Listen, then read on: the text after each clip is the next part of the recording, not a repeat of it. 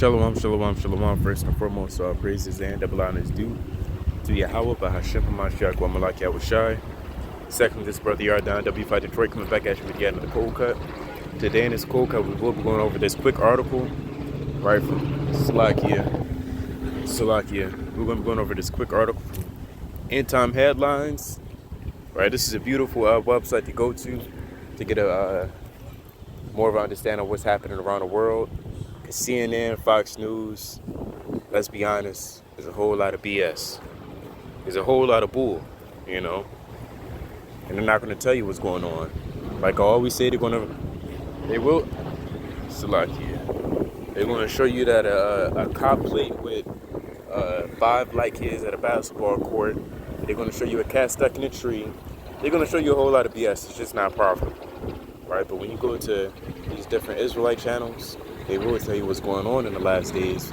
Because the Lord told us to tell Israel what's going to happen. And let them know the tokens. 5 helicopters. Anyway, now they are literally bowing down and worshiping Baal right before our eyes. That's the headline, right? Straight to the point. It is what it is, straight up. You can see it. They're literally doing this, right? So now, you know, nobody can say, hold up, that's BS. That's from the scriptures. That was days old. I don't know if people are going to do that anymore. Bible's not real. They're literally doing this all over again. You cannot make this stuff up. And it says they aren't even trying to hide it anymore. During the opening ceremony of the Commonwealth Games in Birmingham, England, on July 28th, a giant mechanical bull with glowing red eyes was rolled out into the center of the Alexander the Freak Stadium.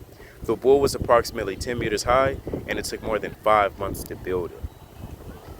It had been given the nickname Raging Bull, and it absolutely dwarfed all of the human participants that were involved in the performance. The so-called hero of the opening ceremony, a character known as Stella, calmed the creature down, and then all the human performers gathered around the giant bull and literally began to bow down and worship it. I have seen a lot of really weird things in recent years, but I have never seen anything quite like this. Right? This takes the cake. Believe it or not, this is like probably the worst of the worst. Right? Yes, this is worse than, this is bad. This is terrible.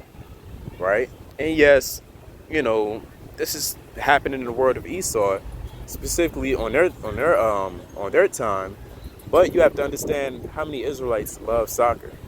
Soccer is bigger than football. It's bigger than baseball. It's bigger than hockey. Soccer is really one of the biggest sports all around, all year. It's like worldwide. Go to every nation in the world, you'll see them playing soccer before any other sport. So let's dive back into the article. I have seen a lot of, read that a total of 72 nations participants in the Commonwealth Games. And so this opening ceremony was being viewed on countless television screens all over the planet. Salakia.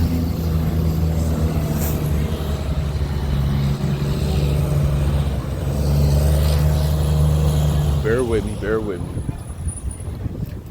The symbolism in this ritual was planned in advance, and the organizers knew exactly what they were doing. Right? Nothing happens by surprise in a society. Nothing. There's no coincidence, especially in Hollywood. Everything that an actor does, it was told to them by the director, which was told to them by the people above them, which is told to them by the elites, so on and so forth. So whenever you see a movie and say, oh, that's spiritual, that's deep, they know what's going on. It's not the director that just woke up and said this. You have people above the director that told them what to put in these movies. Don't think all these directors are just so-called woke. Hey, they're puppets as well. Anyway, continuing on in this article, but they were also counting on the fact that the vast majority of general population would not consciously catch on to what was actually taking place. The bull has always been a symbol of an ancient deity from the Middle East known as Baal. Right, and that's facts. Every nation know that damn near. The following comes from Christianity.com, and artistic depictions and archaeological finds, Baal took the shape of a bull or a ram and had associations with fertility. This god also apparently according to Canaanite lore, defeated El and had associations with the sun and thunder, and all of the foreign gods and the Israelites came into contact with. They appeared to struggle the most with worshiping this one. Right? They love worshiping Baal in the kingdom. It's like in the ancient world. And it says, if we could go back it's like thousands of years and roll out a giant bull with glowing red eyes for the people of the ancient Middle East, they would instantly understand, right? They would instantly understand what's going on, right? That's why it's nothing new under the sun. If people of ancient world can understand and perceive, oh damn, we're worshiping this. People now should understand it. Nobody would need to tell them that it was a statue of Baal and that they were intended to worship it. An article that was posted on worldhistory.org details the period of time in which the symbol of the bull first started. Oh, I've read that, Salakia. Oh, no, I didn't. Of the bull first started to become associated with Baal. Baal Hadad originated in Mesopotamia under the names of Hadad in the north and Iskar in the south. He is attested as early as the time of the Akkadian Empire, 2334 to 2218 BCE. That's before the Common Era. But became more popular after the fall of the 3rd century Seleucid dynasty of Ur during the First Babylonian Empire. Alright, let's just finish this out. Even so, at this time, he was not a major deity and was often, we're going to jump down to here. It is also interesting to note that the ancient deity known as Moloch or Molech was also often represented by a bull in addition to sexual rituals. Moloch worship includes child sacrifice or passing children through fire. It is believed that the idols of Molech were giant metal statues of a man with a bull's head. Each image had a hole in each abdomen and possibly outstretched forearms that made a kind of ramp to the hole.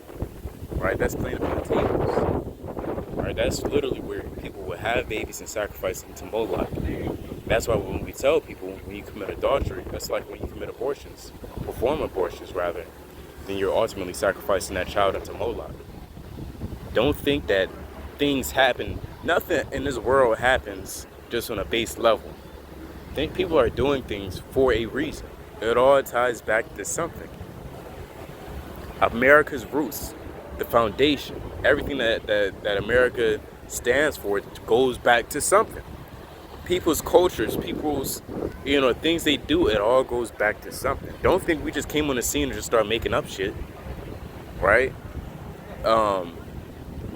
These so-called mini genders that they made, it's nothing new. They had this in Rome. These weird ideologies, weird gods, there's nothing new on earth. Let's finish off this last paragraph. A fire was lit in or around the statue.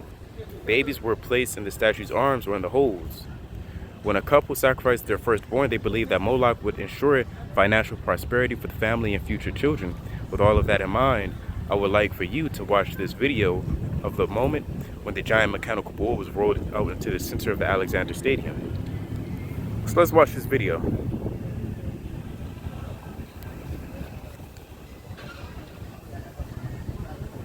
Where is it? But of course, for all the colour and noise, the characters, the invention, there was a dark side to the Industrial Revolution, a darker side to the bull ring. Wow, they're literally, hey, whatever.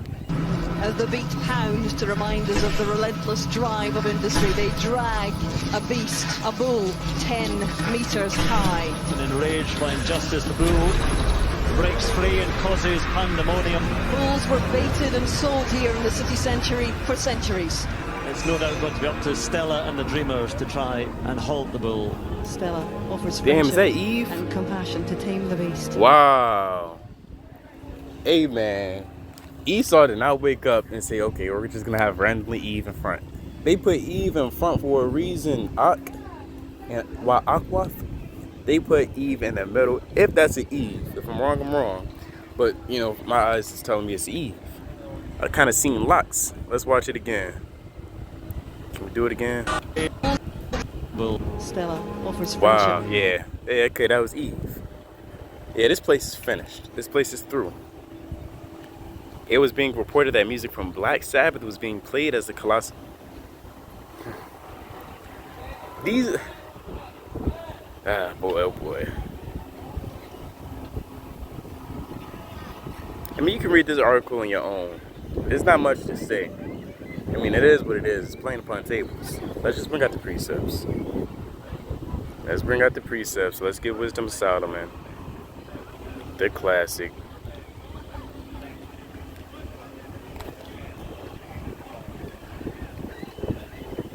Wisdom of Solomon 13 and 10. But miserable are they, and in dead things is their hope. Right? In dead things is their hope. They have faith in stars. That's dead. That's not really alive. What I mean by that, it doesn't have breath. There's nothing that a star, a moon, nor a rock can provide for you. Right? The grass, Mother Earth, so-called, can't provide you wisdom, knowledge, and understanding. Neither can it give you financial stability in times of trouble. Right? The Lord didn't say the tree giveth and taketh away. Only the Lord killeth and taketh away. But miserable are they, and in dead things is their hope. Who called them gods, which are the works of man's hands, gold and silver to shoot art in, and resemblances of beasts, right? But all resembles that beast, that raging bull, or a stone good for nothing, the work of an ancient hand. Now a carpenter that felleth timber, after he hath sawn down a tree meet for the purpose, and taken of all the bark skillfully round about, and hath wrought it handsomely, and made a vessel thereof fit for the service of man's life. Right? Certain things for wood, hey, you generally supposed to make for man's life. The Lord didn't say nothing about making a damn bull and weird ass creatures. And after spending the refuse of his work to dress his meat, have filled himself, and taken the very refuse among those which serve to no use, being a crooked piece of wood or full of knots, hath curved. But this is really the point. Right? We already got the point of verse 10. Alright. That's in Acts as well. We ought not to think that the Godhead is of silver and or gold, if I'm not mistaken. Let's get Sirach, it's like in Acts 17 and 6. Now while Paul waited for them at Athens, his spirit was stirred in him when he saw the city wholly given to idolatry. That entire city was wholly given to idolatry. When we look up and see what's going on in America, we find out that this entire place is wholly given to idolatry. And you have to remember, idolatry isn't just worshiping other gods. Idolatry could be worshiping a celebrity, money, your woman, right? Idolatry is pretty much the act of giving all your honor and your reverence to a certain thing and or person. Verse 17. Therefore disputed he in the synagogues with Jews and with devout persons, and in the market daily with them that met with him. Right? So he disputed daily in the markets here and there, right? Getting on them. Tell them, hey, you can't be doing these things. Y'all are going off. Y'all are wicked. So let's jump down.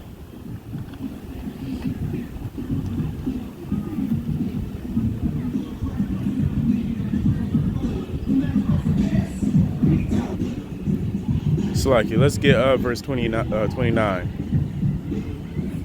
So like, let's get 28. For in him we live and move and have our being, as certain also of your own poets have said, for we are also his offspring. Right? Even certain poets, even people of renown in the ancient world, can fathom that there is a God. Likewise, in today's society, there are certain men, Esau, Moab, right? Certain of these nations can understand truly that there is a God, right? Verse 29. For as much then as we are the offspring of God, we ought not to think that the Godhead is like unto gold, or silver, or stone graven by art and man's devices. So if we understand we come from an invisible God, then surely it would be foolish for us to believe that the Godhead is to be likened to silver and gold. Verse 30. And the times of this ignorance God winked at, right? And that's beautiful and that's merciful from the Heavenly Father, for him to wink at our ignorance, right? And doing something that we just didn't know was wrong. Because he could have definitely been, all right, look, y'all just going to get jammed up on spot. And y'all going to be made an example by it. But especially now in these latter times, in these days, the Lord is definitely looking in front of our ignorance, as we come into this truth. That's not to say you can abuse it. All right, let's put that out there. That's not to say you can abuse it, though. Let's continue on. Because he hath appointed a day in which... Well, that's pretty much it on that. Now, let's close out with Exodus 32. Before we get that, let's get Ecclesiastes. This is Ecclesiastes 1 and 8. All things are full of labor. Man cannot under it. The eye is not satisfied with seeing, nor the ear filled with hearing. Right? Salakia. All things are full of labor. Man cannot utter it. The eye is not satisfied with seeing, nor the ear filled with hearing. That the thing that hath been, it is that which shall be. And that which is done is that which shall be done. And there is no new thing under the sun. What we just seen, that modern day mechanical bull, that's folly. That's a false idol. And if you're wise and discerned enough through the Spirit, you'll be able to understand that there's nothing new under the sun. Right? Therefore, as time continues, and as the days proceed in these, abominable days, we're going to see more and more wicked devices. That too is also in Daniel, speaking of wicked devices and knowledge, right? Daniel 12 and 4. But thou, O Daniel, shut up the words of and seal the book, even to the times of the end. Many shall run to and fro, and knowledge shall be increased. Right? Man runs to and fro, right, with the wickedness of his hands and with his crafty devices. Right? That's Genesis 5 and 6. Let's get 6 and 5. And God saw the wickedness of man was great in the earth, and that every imagination of the thoughts of his heart was only evil continually. Right? So it was always continually set in his heart to perform wickedness. That's man. Right? That's in 2nd Ezra, the 8th chapter. It was sown in the heart of man to constantly do some type of wickedness. So let's get Exodus chapter 32. And when the people saw that Moses delayed to come down out of the mount, the people gathered themselves together unto Aaron and said unto him, Up make us gods, which shall go before us. For as for this Moses, the man that was brought us up out of the land of Egypt, will not what is become of him. So they acknowledged that Moses led them out of Egypt, but they still didn't give a damn. Right? So that's why it's not too hard to believe why a lot of people won't make it in the wilderness. Yeah, although you made it through Jacob's trouble, you've seen the wickedness of this land, you've seen it being destroyed, you've seen the harlots get destroyed, you've seen all this wicked crap. Hey, they still not gonna listen to the Lord. Right? So reading the scriptures makes you understand that it's still not too hard to believe that people would die in a second wilderness. Anyway, verse 2. And Aaron said unto them, Break off the golden earrings. And Aaron kind of heard him. He kind of said, all right, break off the golden earrings. You got to read this Bible with flavor, whether it be something sorrowful or good. You have to read it within context. You have to read it with that right spirit. You have to understand the tone of what you're reading as well.